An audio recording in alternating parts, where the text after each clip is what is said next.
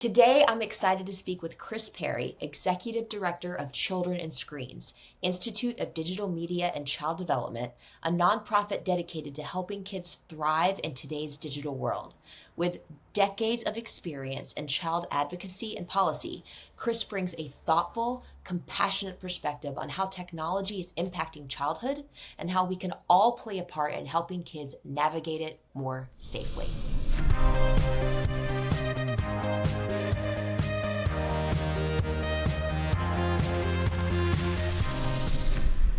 I have been really excited about this episode for a very long time. I don't know how many of you feel email overwhelm. I do. I get too many of them. But there are a few that stand out in their quality. And the emails I get from children and screens, I think I've saved every single one of them. Every single one of them. They are so high quality. They're exactly what we need to be focusing on. And the guests that Kris and her team bring on, the experts, not just guests, experts to speak to these issues. I'm like, wow, you get it. You really, really get it. And so, huge fan, and fan seems too silly of a word. I'm moved. I'm grateful. You are doing impactful work. So I want to know how did this happen? Why are you so awesome? How did you get here? What keeps you going? Go. That is the nicest introduction ever. So thank you for that. I am so proud to be here on behalf of Children and Screens, and I promise I will talk a lot about the things we're doing there to try to support parents. But how I got here I think, is connected to my parents, because I grew up in California, but I grew up in the Central Valley, which is you might say, sort of more of a conservative part of California. And my parents were both public educators. And so I had this amazing experience of being a part of an education community growing up, which was a really loving, nurturing, supportive environment. But I also was growing up in a fairly conservative environment. And there were, different kinds of families with different beliefs and different backgrounds. And I just grew up in in a way, very eclectic community, and sort of followed my parents' footsteps into this, you might say, education world, but not as an educator, but as a social worker. And I went to social work school and became a child abuse investigator right out of social work school. And I have been impacted by that decision and that part of my career for the rest of my career, because I have been thinking deeply about how we protect children, how we support families, how we invest in communities that makes it easier to actually raise children in California and in the United States, and how we have found ourselves at times making things the family's fault or parents' fault or the kids' fault, when really we're not necessarily protecting families and children or investing as much in them as we should to help them thrive. And I've really been struck in this recent iteration of society where we've had digital life, digital technology become such a big part of family life and childhood, that we haven't put the protections in place that would allow them to thrive. And we have more protections for kids in the real world than we do in their digital world. Yes. And I am struck by it from someone who started out protecting children in the real world from physical abuse to this moment in time where we have children being harmed online, but we don't have laws to protect them or that we can enforce to help the families themselves make sure their children thrive. It comes back to just common sense. I say this all the time. Seatbelts, bike helmets, sunscreen, balanced healthy diet, getting enough sleep. We've overemphasized that, and those are very important. But the amount of harms that are happening to children online are through the roof. They are not minor. They're very staggering numbers. And those in the positions to actually help them, whether it's legislative, parental, school administrative, tech company executives, etc., we are not doing enough. We are not doing right by them. And so that's why your voice, your team, your work is saving lives and is going to be one of the many factors that help to change the trajectory of childhood. When when did you decide I'm going to do this? I'm going to launch Children and Screens. Yeah, well, I joined Children's Screens 3 years ago, and it had been founded and launched by Dr. Pamela Hurst Della Pietra almost 13 years ago. Wow. Around the very same time, the smartphone and social media took off, and we were all immersed in this new digital world, social media world. And of course, children were engaged in it just as much as adults were. And she was really concerned about the impact it was having on her own children. And as a scientist, she went off looking for the research to find out, what did this all mean? What should she do? And recognize that not only weren't there that many studies at that time, the studies that there were interdisciplinary. In other words, it wasn't as if psychologists or pediatricians had answered all the questions, but they were starting to answer them in different disciplines. And she wanted to bring that interdisciplinary focus to the answers. So she started creating a network of experts around the world that cared about this issue and started convening them and documenting their work. And when I got there 3 years ago, I felt that this was essentially the issue of our time, the public health issue of our time. I had my background in child abuse and child protection, but I also saw that there was a real need for that in children's digital lives, and so did Pam. And it was a good time for me to join because I had spent the bulk of my career not only on child abuse and child protection, but in early childhood education, child development. And I had been involved in a number of big policy efforts and big advocacy efforts through state government in California, but I was also in Washington, D.C. for a number of years. I really understood what it was going to take to get from knowing that there was harm to getting the protections in place that were necessary. That's amazing. What a pioneer she was, and I'm floored. Tell us what Children and Screens is doing. How are you all helping parents and children? Well, one thing that I'm sure your listeners are going to resonate with that just came out at our International Scientific Congress last month was that some of the newest research is starting to point out to us not only the harm to children, but the guilt and the harm it's causing to parents to know that their children are living through this, and it's very difficult for them as an individual parent to protect them. And they are feeling terrible about it. Even parents of very young children, infants, they feel already that the distraction caused by their device is changing their parenting. So we are learning just in the last few weeks about these other layers to the problem that we were tackling to begin with. And we were trying to help parents through a number of resources. The one you mentioned is our free monthly public webinar, which is called Ask the Experts, where we literally have 2 or 3 experts come on. We focus on a specific topic that we know is most popular at that point based on emails we're receiving and input from parents. And we ask those experts to not only describe their research, but then try to translate it into something actionable so that the parent learns why something is harmful or why something is helpful and how to act on it.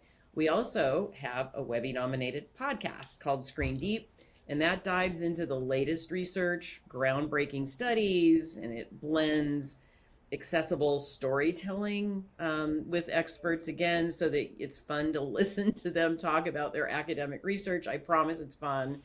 We also publish tip sheets and resources that are all free, and they're science backed, which we know really distinguishes us from a number of other helpful sites and providers who might not rely on the research as much as we do.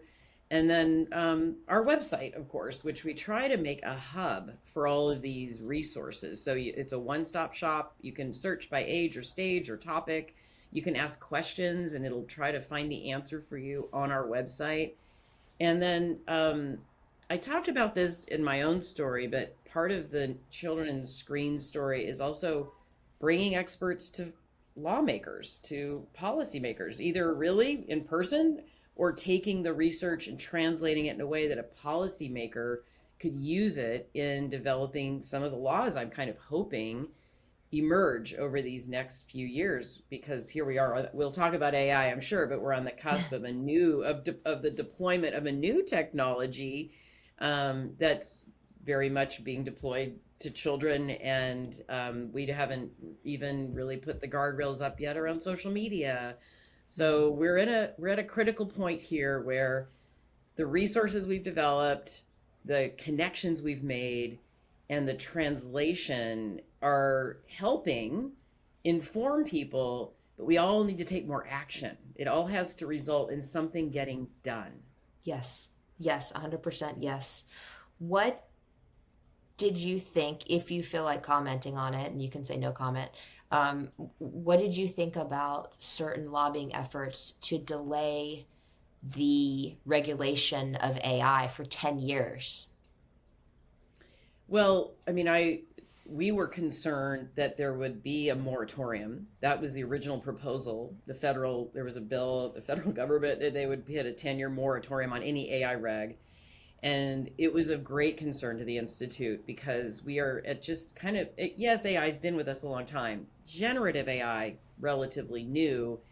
And the idea that before we even see all of its effects and all of its impacts and understand what it's doing to children or for children, we would put a moratorium on any regulation at all seemed premature at very best. And maybe even, you might say, it's putting the platforms before kids again. It's putting their needs first. It's not centering children. It's not doing what we all know in our hearts we need to do. Kids need to be protected. They need to have a childhood that's free of harm to thrive. And AI may be that, but we don't know yet. And we've been promised before that products aren't harmful, but now the research is pretty clear that it is. So, I think a cautious approach here would be prudent. What blew my mind was the rate at which AI is progressing. And then 10 years? 10 years? That's like 1,000 years. Like anyway, we could have a whole podcast on that, but I was blown away by that. And then most recently, Instagram launching the location sharing feature, which I realize, is their attempt to compete and or squash Snapchat. I get it from a business standpoint, but what was so frustrating as a parent and thinking about how to protect kids is if you as the parent cannot be in control of who your child shares their location with or doesn't, that is a recipe for disaster. And so almost every week there's new features coming out, new apps popping up. There's feature creep between apps. They can all do the same thing now, essentially, with disappearing photos and stories and anonymous messaging and etc. And again, this is happening so quickly, and the regulation is not. The law is meant to protect consumers online, and children online have not been updated since 1998. I was in high school at that time. A lot has happened since then. Yes, absolutely. You mentioned the Scientific Congress in DC. This was the first year this took place, correct? No, it was actually our fourth. But What? yes, it was our fourth, our biggest Okay. and best yet. But yeah, Okay. it was the fourth one. Okay. Well, wow. Where have I been? I guess under a rock. But will you be having one next year? We don't know yet. Okay. We've been Okay. having them every other year. So Okay. in your own defense, when you skip a year, it does seem like 10 years went by. So, Well, and 4 years ago, we were coming out of a pandemic, and Yes. I was just trying to work and deal with my kids. So I will give myself some grace. I guess outside of learning that parents are struggling with guilt, which that hit home for me 100%. Anything else from the event that people listening might find interesting? Yeah, I mean, this Congress it's really a phenomenal event. There's really nothing like it in the world, and we made it. We had a goal of 325 people attending, and we reached our goal. And in this moment in time in Washington D.C., that's a big order, and we got everybody there, which speaks to the and the urgency of the issue and Yes. how compelling the research is and how desperate, frankly, other researchers are to learn from each other so they can go back to their labs and their universities and keep pushing the envelope on their work. What we heard were a number of different themes or takeaways, which I'll share a few with you because Yes, they're please. fascinating. Yeah. One was we know more than ever about how digital media impacts youth. So sometimes there's a counter argument when you go to into the policy space that we don't know enough yet. So let's not pass any laws because we don't know really how it impacts youth. It was clear that the research has spoken and that there really is adequate evidence that there is harm and that there are solutions to prevent the harm. We also know that digital media poses real risks, but also real benefits. Yeah. And some of those features you just mentioned, the algorithmic content does pose real risks, but then there's also opportunity for connection Right. and creativity. And it's wonderful, honestly, to look at the whole gamut of what digital technology can do so we can start to strive for more of those good things Yeah. and fix some of those hard things.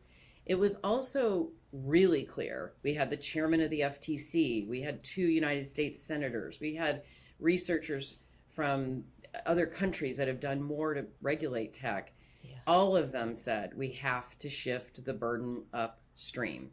Families cannot, should not be asked to manage all these risks at their homes. It is not realistic. It's not fair. These platforms have embedded technology and they have business models that are so big and powerful and frankly not very accountable that it's time for more of an upstream solution. Also, another key takeaway that we need a more open and collaborative dialogue with industry so that they're hearing about some of these interesting solutions that are being developed in universities or by youth, by companies that really care about child safety. We need more collaboration, more conversation. And finally, I think it's really important that we think about alternatives. So, how could we start developing safer platforms, healthier offline spaces, places where parents can go that aren't online? So, sure, let's fix the online problems. But let's also remember there was a time not that long ago where we were investing in other parts of kids' lives so that they had balanced lives. Right. And one of the things we get caught up in, especially children's screens, because that's what we're focused on, is there's a lot more to childhood than your screen time. There's your physical development, your emotional development, your cognitive development. All of these parts of you develop outside of technology. They develop in the real world with real people. Yeah. And so what was fascinating was sometimes just getting back to basics, putting aside something as complicated as a study with thousands of participants, and instead just thinking calmly about a child and their parent out in the world doing something fun. So the research was really very sort of pointing back to the alternatives that are simple, they're low tech, they're low cost, that we should remember to build up more in our communities than maybe we have in the last few years. 100%. And I was on Reddit this morning and I'm looking to find the post that I commented on, but it broke my heart. I'm going to paraphrase for time's sake without me trying to search for it, but it was essentially a mom, I think it was r/parenting, and she was saying, I'm really struggling because my 4-year-old has to have an iPad at the dinner table in order to sit still and have dinner with us. And I was just like, okay, all right, take a deep breath, get to my keyboard warrioring, but I was just like, your 4-year-old doesn't have to have anything screen related at the table. And the earlier that you course correct this, the better it will be for all of you in the long run. What breaks my heart are a lot of things, but the fact that our children are being hardwired to receive huge amounts of dopamine for screen related things. So they are literally not finding as much pleasure in things like Legos and reading books and playing in real life and climbing trees and riding bikes. Like it's the hard wiring of their brain, and at a time when they have a lot of neuroplasticity, which is a positive because it is not too early or not too late to reverse the course and help them have healthier habits. So there's a Yeah. lot of work that needs to be, a lot of education that needs to be done, a lot of regulation, and it can't be all on a parent. It No, can't. one of the podcasts we did was with Dr. Jenny Radesky, who's really very prominent in this space. And she talks a lot about this shift from a childhood that was high risk, low reward, or high friction, low reward. And that would just mean, for example, you go outside, you get dirty. You go to the sandbox, you get sand in your shoes. You go to school, you might have an argument with a friend. You might drop your sandwich on the ground. These things will happen to you in real life, and they're kind of high friction. They're not fun, and there's not that, and the rewards you get from your interactions are kind of spread out. You might go to school and only have a couple of moments during the day where you felt really happy, Right. because you got to see your best friend for a few minutes, or the teacher complimented you, or something like Yeah. that. Where we have it kind of reversed now, low friction, high reward. So children are going years with, devices that are very satisfying, and they're very entertaining, and they're not having to exert very much effort. They're not getting dirty. And there's a lot, as you say, dopamine is flowing. So what we want to do is create balance. It's always a balancing act. So parents that have 4-year-olds that are saying, I must have my tablet, it might be helpful to think about that balancing act of, you need for them to actually struggle. That is part of childhood. That's part of Yes. becoming fully human. And one of the things your device is designed to do is not they don't want you to put it down. They want you to keep it going constantly, because why? Because they're capturing data about you, which they then sell, and then they buy, and then they sell again, because your attention is their economy. If you 100%. don't stay on, whether you're 4 or 40, you're not serving their business needs. What we need is for parents to recognize, while we're in this moment where they don't have the support they need, that they're going to have to push their children to be uncomfortable, which is counterintuitive, but it's actually really, really critical to their optimal development. 100%. These devices, these apps, these games, they are not free. There is a cost, and that cost is our mental health, our physical health, our time, and our attention, which is precious. There's only so much of it, only so much time we get on this planet. And as much fun as Minecraft or Roblox or Instagram can be, they don't deserve all of it. So, Kris, what's next for children and screens? What are some things that you can talk about and tease that are coming up and that you're excited about? Thanks for that question. Well, here we are. We're headed into the second half of the year already. In fact, it's back to school right now, as far Oh as my I can gosh. tell from everybody Yeah. scurrying around outside. It looks like kids are about to go back if they're not back already. Yeah. And, honestly, how much longer are we going to ask them to wait for things to get better and safer? How long are we going to ask parents to keep having to do this on their own? They need more support. So Mm-hmm. at the Institute, we're really trying to figure out how to do something about that upstream problem by providing more support to policymakers, because this is a really challenging regulatory landscape that they're in. We know that the platforms have been very active with policymakers and in court, and they're pushing back against some of these ideas that are being experimented with. So we want to be helpful to policymakers that want to use evidence to make change.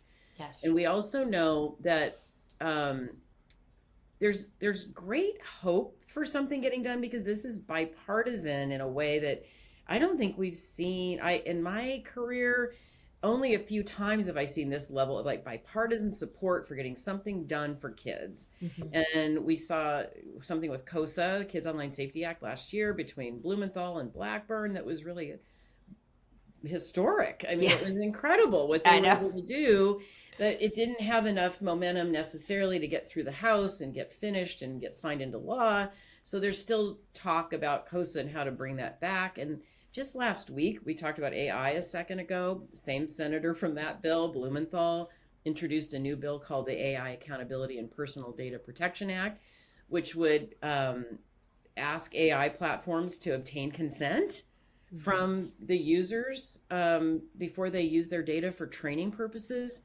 And, that's being sponsored by Josh Hawley, another Republican. So there is effort going on upstream, and the Institute really wants to help with that effort. Also, there's quite a bit of momentum at the state level Mhm. because governors and superintendents and mayors are really feeling the crunch themselves, whether it's in the schools themselves or in the healthcare systems or um, children's behavioral health have all been impacted by screens. And so leaders from local and state government are looking to us for advice and counsel on how to implement science-backed, evidence-backed policy Yeah. that will start to support kids and parents better. Yeah, it's pretty wild. My son, he's now in 11th grade, just started back to school in Georgia, and this is the first year his public school countywide has decided to be device free bell to bell, Hmm.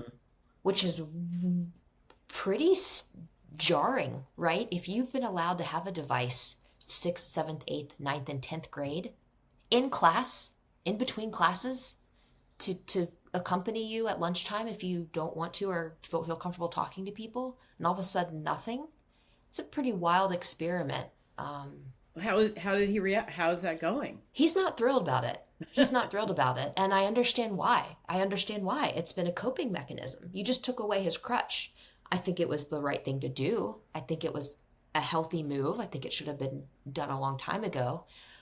But I'm trying to listen more than lecture, and just hear him out. And he's really frustrated. And I've said, you should lay out your concerns of why this isn't a good idea for you and bring them to the administration and have a healthy dialogue, removing emotion, lean on the facts. Um, and he brings up some really valid points, like, for example, well, some of our teachers will put a QR code on the screen. What are we supposed to do with that? Or I get more work done with my photography class with my smartphone. Like, so there's a bunch of cases for it. And then I come back with, I hear you. But also, if you're looking down at a phone, you're not forming authentic human connections with your peers, which are very uncomfortable in your awkward teenage years, but fruitful as well. So it's a Yeah. very wild time to be alive. There are no easy answers for a lot of this, and I'm living it. Not only is this, my profession, but I'm a mom, and Yeah. it's not easy. Yeah, the school phone bans, bell to bell bans, they're wide variety of how they're being Yeah. implemented, when they're being implemented, and the impacts. But frankly, there's been very little research done on how they work or if they work. And so this example from your son is really something I've heard quite a bit, especially an older, like an older Yeah. teen. Yeah. They're approaching adulthood. They are in large classes. Technology can be used to facilitate more learning. There really is a gray area there, and how we go from where we are, where it's everything Right. all at once on your phone all the time, to nothing. And how can we people like you and I assume neither one of us would have the skills to, redesign a smartphone, but let's just say we could. Why isn't there something called school mode? Why isn't there a way to, slide a lever so that most of your, say, all your social media is turned off, et cetera, but your camera works and you can do Slido with your teacher. Maybe you can look at maps.